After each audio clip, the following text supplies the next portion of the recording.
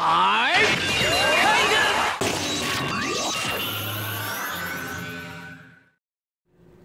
is up, YouTube? This is Nanashi with yet another deck profile video. This time I will be going back and revisiting my old Thunder Shutdown deck. I've actually made a lot of updates to it thanks to the suggestions of people both online and offline who've mentioned certain cards, and specifically a friend of mine by the name of Nupehadda here on YouTube. He actually brought my attention to a card I actually owned a single copy of and made me realize that it could actually help the deck far more immensely than I ever expected to. So with all the changes, let's see where this goes. Starting right off, we have the monster lineup, mostly level 4s. First is Battery Man 9V. When it's summoned, doesn't matter how, you get to search out a Battery Man monster from the deck to the hand. And if you do, you double his stats, but he dies during your next end phase. I'd like to point out that this is the only Battery Man I run because it's the only one that actually searches cards. It's essential for this deck to have high hand count, so this card helps. Denko Seka. Still don't have my playset yet, I'm waiting on them to show up. Its effect is that as long as it's face up on the field, if you control no set spell traps, neither player can set spell traps, and all set spell traps already on the field can't be activated. 2, Lightning Rod Lord. I realized that 3 was actually really bad for the deck because I kept getting it in dead draw hands, even when I had opportunities to drop my hand. It just made it too difficult to play. But its effect is that neither player can activate spell cards during main phase 1. Thunder King Rai-oh, recently being put back at 2 on the ban list, has the effect that says that neither player can add cards from their deck to the hand except by drawing them, and during either player's turn, you can treat it to negate a special summon. Thunder Nyan Nyan. This is the card I want to thank Nupehadda for reminding me about, because I completely forgot about the existence of this monster. It is the perfect Ties of the Brethren target. Because now, with this, since it has such high attack points, I have a beat stick that will not be killed easily. On top of that, its effect is that if there's a non-light monster on your side of the field, this card is immediately destroyed, which is an apt effect from the era that it came from. This is a Generation 1 card. I'm debating on keeping it at 2 or 3, but right now 3 is okay until I can complete the testing and confirm the numbers. Then we have this 2 copies of Zap Mustang. Used to be a 3, but just like with Lightning Rod Lord, I realized that 3 is just too much. But its effect is still pretty good, and I found out something neat about it. As long as it's face up on the field, the turn player cannot special summon unless they've already attacked and made successful attacks. Now I want to point out that the reason this is important is because that means that the opponent can special summon all they want during your turn. So I can play special summoning cards and my opponent can suck it.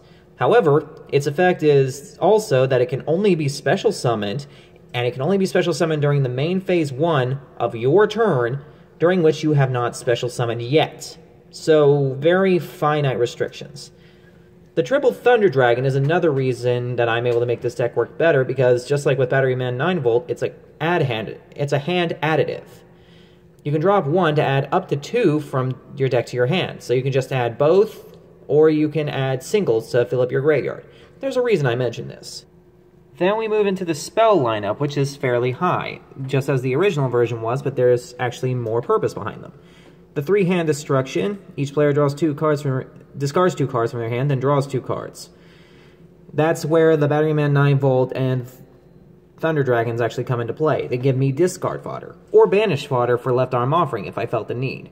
If you have 2+ cards in your hand, you banish your entire hand, add any spell from deck to hand, and you can't set cards as spell traps the turn you play this, but that's fine, you only have a few cards to set in the first place.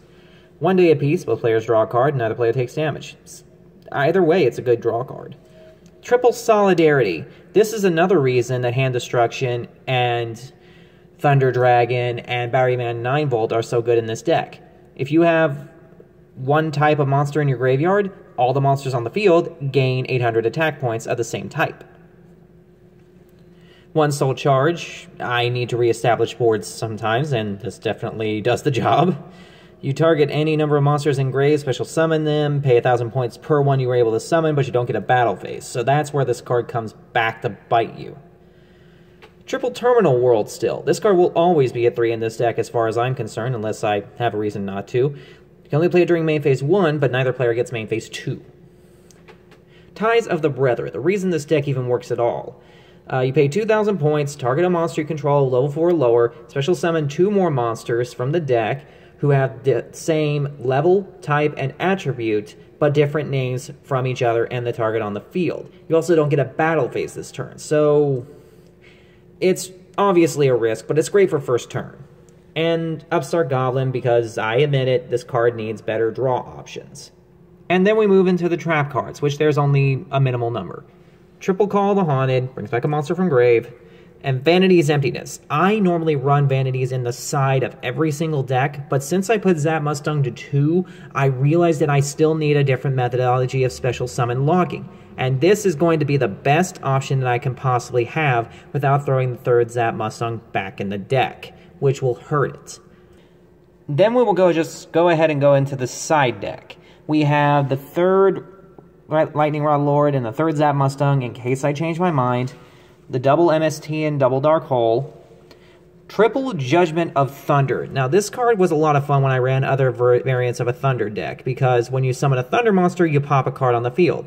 It's a one-shot card though, so it's infinitely worse than any card that you could possibly run in this archetype, but for the sake of the archetype, it's great.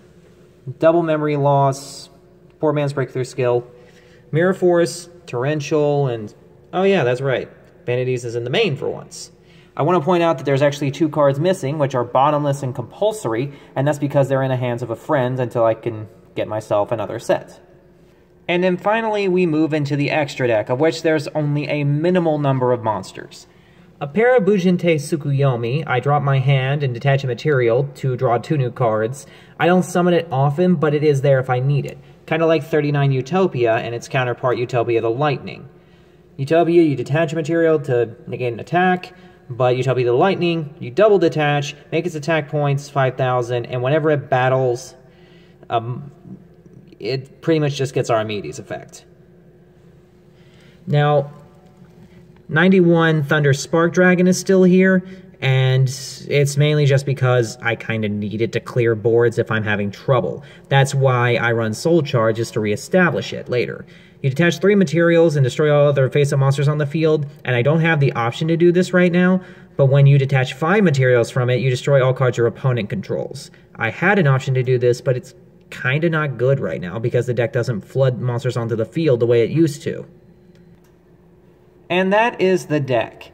Honestly, the best board you can possibly have with this deck, and I do feel the need to explain this because some people are questioning how you can make a lockdown deck with some of these cards when they're completely counterintuitive. The best way to get the lockdown is to play Solidarity and Terminal World, as well as having, at the very least, Lightning Rod Lord and Zap Mustang. Now, there is still an ultimate weakness to this deck, and it is that you cannot stop normal summoning, and you cannot stop monster effects. Yet. But if there's a new Thunder monster out that actually helps that, or a new support spell trap that might give me that advantage, I plan on running it as long as it doesn't hurt the deck. Magical Mid-Breaker Field was my best option for this, but it just did not work. Battling was also a big weakness, but that's why Solidarity's in there, and that's what gave me the idea for the hand destructions as well as the Thunder Dragon and the Battery Man 9-Volt, who all send Thunders to the graveyard. So, for now, this deck is about as good as it's going to get. So, hopefully it will stay that way or improve over time. And if anybody has a suggestion on how to make this deck any better than it is, please feel free to let me know. But in the meantime, this has been Nanashi, signing out.